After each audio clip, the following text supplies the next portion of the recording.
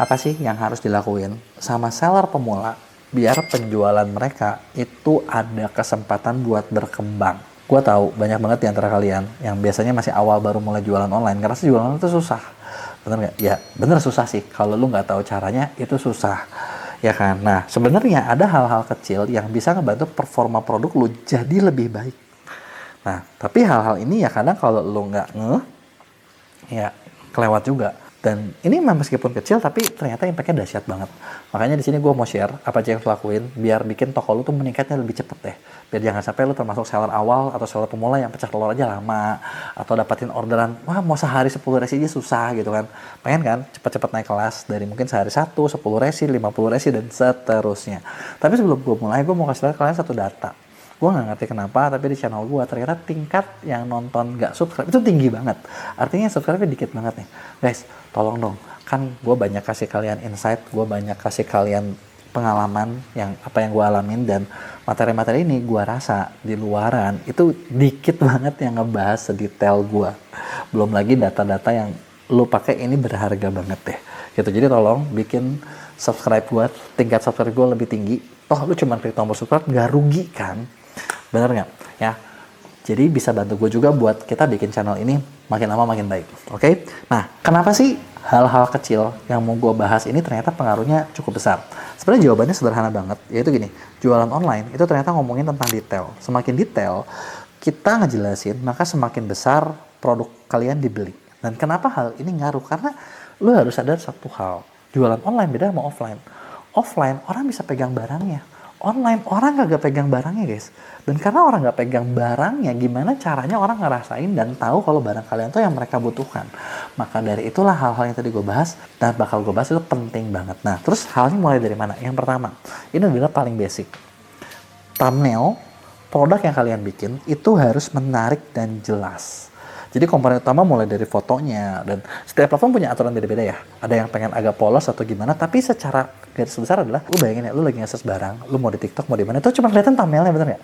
Dan thumbnail itu banyak, jadi lu kayak dalam waktu singkat ketika orang bukan melihat, orang itu scanning. Lu bayangin orang tuh scanning, itu tuh harus menarik perhatian. Nah, disinilah lu perlu ngerti gimana cara bikin thumbnail yang bagus sesuai dengan aturan platform. Contoh gini, di Shopee mungkin lu bisa bikin tulisan lebih aneh-aneh. Bisa lo bikin janji lebih heboh. Di TikTok ketika lo cobain, pelanggaran. Jadi lo harus ngerti juga tuh gimana cara bikinnya biar, maksud gue ya, memang setiap platform harus beda. Setiap platform harus beda. Gue maksudnya gini ya, karena ya kan di Meato kita ngurusin banyak ya, mulai dari seller, brand, kreator, bahkan sekarang ada cukup banyak toko-toko punya kreator besar atau selebriti, kita bantu urusin. Dan jujur, ada beberapa kreator yang kayak pelanggaran lagi, produknya nggak bisa nongol-nongol gara-gara ketika di TikTok dia pengen maksudnya bikin kalimat-kalimat yang terlalu bombastis. Yang akhirnya begitu kita beresin, rapihin, akhirnya bisa live dan barangnya bisa laku. Gitu, sesimpel itu. Jadi lo harus tahu gimana cara bikin yang menarik, jelas, tapi sesuai community guideline. Nah kalau nggak sesuai community guideline, susah tuh. Gimana cara baca community guideline? Lo cari di TikTok, ada panjang banget gua tahu. Ada nggak cara, nggak repot kok, biar misalnya gue nggak usah baca yang panjang-panjang, ada. Lu kerjasama sama kita, kita punya program namanya TikTok Shop Partner ya, di TSP kita punya package khusus, nggak mahal sih sebenarnya. Gue lupa ya harga pastinya berapa, tapi seingat gue di bawah 10 juta buat hampir 1 tahun lah. Jadi kita bantu ngurusin, jadi itu murah banget. Lu bisa klik link di deskripsi gue, jadi kita bisa bantu ngurusinnya kayak gitu ya, dan itu cukup efektif ya. Kemudian kedua, judul produk itu juga perlu kuat, perlu jelas dan kuat. Kenapa harus jelas dan kuat? Karena yang kadang kelihatan itu cuma thumbnail gambar sama judul. Jadi kalau misalnya thumbnailnya nggak menarik, judulnya nggak menarik ya susah juga. Dan judul itu harus mengandung keyword. Karena orang tuh selain lihat dari nonton dari mana, mereka juga bakal nge-search kan. Keywordnya ada nggak? Kebaca nggak? Lu muncul nggak? Jangan-jangan lu muncul aja kagak. Nah itu lagi nih, gitu kan. Makanya kayak gitu kita perlu riset. Gimana cara ngerisetnya? Ada nggak cara gampangnya? Ada tools yang namanya Shopee Tools, dimana lu sekali klik lu bisa generate berbagai pencarian dari Shopee kayak gitu kan. Contohnya kayak gimana kalau pengen tahu ngeriset judul dan sebagainya nih? Lu lihat di video gue yang lain. Sini gue bahas lebih detail ya. Nah berikutnya, trust signal kecil. Apa sih trust signal? Trust signal adalah label kalau produk lu tuh bisa dipercaya. Contohnya apa? Best seller, tapi best seller di TikTok nggak boleh. Nah makanya gue bilang ada aturannya tuh. 1000 plus terjual, rating, star seller, star plus, mall. Nah, kan? Tapi ada aturan-aturannya gue bilang. Makanya trust signal tadi, lu ada yang bisa diterapin di mana, ada yang nggak bisa diterapin di mana. Gitu kan. Nah, ini bisa dimasukin ke gambar atau misalnya kemanapun lah. Jadi ada beberapa trust signal yang bisa lihat. Termasuk di produk lu, berapa nih rating bintangnya nih. Itu juga ngaruhin. Nah, terus udah gitu ada juga strategi yang namanya harga psikologis. Harga psikologis tuh apa sih? Gue tahu. Gini, lu mungkin ngerasa kayak, oh ini yang receh-receh itu ya. Nggak juga, tapi ini harga psikologis ternyata efektif. Contoh gini, lu mau jual barang 100 ribu, tapi kalau lu jualnya 99 ribu, sebenarnya bisa dibilang mirip ya, cuma beda 1000 perak nggak bikin lu miskin ya. Tapi psikologi pricing itu membuat harganya kerasa lebih murah. Gitu. Mau 100 perak kek, mau 1000 perak kek, atau harga coret. Dari 300 jadi 199. Itu pun sesuatu yang maksudnya bagus gitu loh.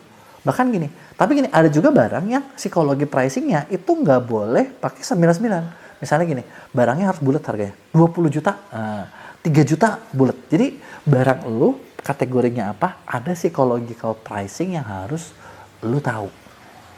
Nah, barang lu cocok yang mana? Ya gue kagak tahu. Karena sebenarnya itu cukup panjang.